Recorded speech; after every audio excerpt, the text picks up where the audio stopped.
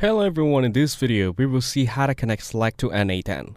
First, go to N8N and click on the Add First Step button. In the search bar, type Slack and click on it. You'll see available triggers and actions. Click on Actions, then select Send a Message. Now, click on Select Credential and choose Create New Credentials. Then, click on Connect My Account.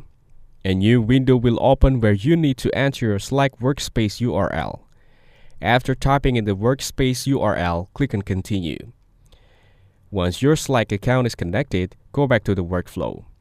Now select the resource you want to work with, such as channel, file, message, reaction, start, user, or user group.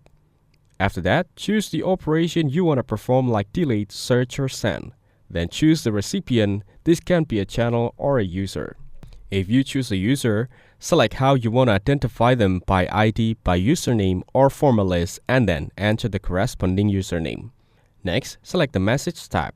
Options include simple text, message blocks, or attachments. Finally, enter the message text you want to send. Once all fields are filled, go back and review everything to make sure your Slack integration is set up properly. Thanks for watching. Make sure to like and subscribe for more content like this.